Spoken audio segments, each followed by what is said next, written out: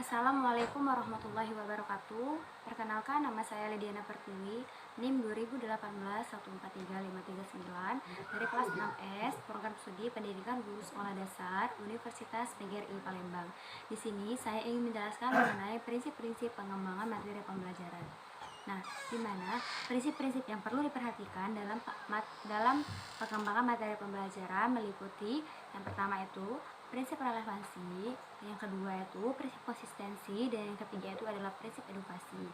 Nah, yang pertama itu adalah prinsip relevansi, artinya keterkaitan.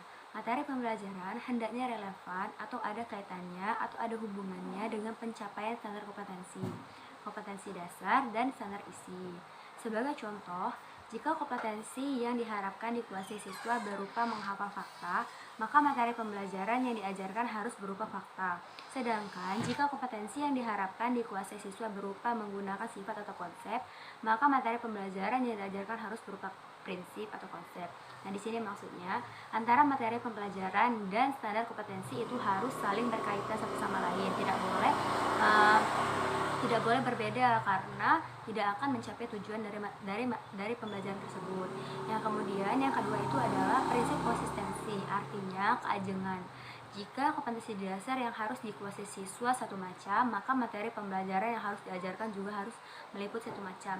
Nah, di sini maksudnya itu adalah saat kita melihat kompetensi dasarnya itu hanya ada satu macam saja, maka materi yang diajarkan itu satu macam saja. Sebagai contoh, misalnya kompetensi dasarnya adalah siswa mampu memahami perbedaan antara benda padat dan benda cair, maka materinya itu hanya mencakup materi benda padat dan benda cair saja, tidak boleh mencakup hal-hal lainnya seperti itu. Nah, kemudian yang ketiga itu adalah prinsip edukasi atau kecukupan. Berarti materi yang diajarkan hendaknya cukup memadai dalam membantu siswa menguasai kompetensi dasar yang diajarkan. Materi tidak boleh terlalu sedikit dan tidak boleh terlalu banyak. Jika terlalu sedikit akan kurang membantu mencapai standar kompetensi dan kompetensi dasar. Sebaliknya, jika terlalu banyak akan membuang waktu dan tenaga yang tidak perlu untuk mempelajarinya. Nah, di sini maksudnya saat kita memilih materi pembelajaran, kita harus menyesuaikannya saja dengan waktu yang ada, dan juga kita harus melihat kondisinya, tidak boleh berlebihan dan tidak boleh terlalu sedikit, seperti itu. Kemudian dalam sumber lain membahas mengenai prinsip pengembangan bahan ajar itu ada 6 pokok. Yang pertama itu pengembangan diawali dengan hal ringan, yang selanjutnya hal yang berat seperti halnya memahami bahan yang konkret, yang berikutnya yaitu menguasai abstrak. Di sini maksudnya saat kita memilih bahan ajar itu kita harus memahami yang mudah-mudah dulu, baru ke yang sulit-sulit seperti itu. Kemudian yang kedua tuh dilakukan repetisi agar pemahaman menjadi lebih kuat. Nah, di sini maksudnya repetisi itu dilakukan berulang-ulang agar pemahamannya itu lebih kuat, lebih teringat, dan lebih paham seperti itu. Kemudian yang ketiga itu adalah feedback yang positif, bisa membuat pemahaman siswa menjadi lebih baik, lebih kuat dan lebih baik. Maksudnya di sini bisa dilakukan dengan cara tanya jawab agar kemampuan mengingat anak itu bisa kita tes di sana, apakah anak memahami materi tersebut atau tidak, seperti itu. Kemudian salah satu semangat belajar yang kuat akan menjadi aspek kunci dalam kesuksesan belajar. Nah, di sini guru harus memberikan motivasi belajar agar siswa lebih semangat dalam belajar dan memahami materi yang telah kita berikan, seperti itu.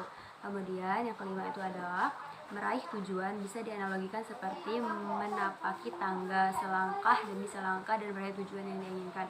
Nah, di sini maksudnya kita mengajar itu harus step by step, tidak bisa langsung selangkah demi selangkah seperti itu, karena siswa itu tidak bisa kita paksakan langsung untuk memahami semua yang kita ajarkan, melainkan satu persatu kita harus bisa melihat kondisi siswa itu seperti apa. Kemudian yang keenam itu adalah, atau yang terakhir, dengan memperlihatkan hasil belajar yang telah dilalui kepada siswa bisa mendorong mereka untuk lebih semangat meraih tujuan. Nah, di sini saat kita sudah memberikan materi pembelajaran, kita bisa melihatkan hasil evaluasi yang telah kita lakukan pada siswa, bagaimana, apa hasilnya baik atau kurang atau cukup baik. Nah, dengan begitu siswa akan termotivasi. Jika baik, dia akan lebih baik lagi, dan jika kurang, dia akan memperbaiki kekurangannya, seperti itu, agar siswa itu lebih semangat dalam meraih tujuan dari pembelajaran tersebut.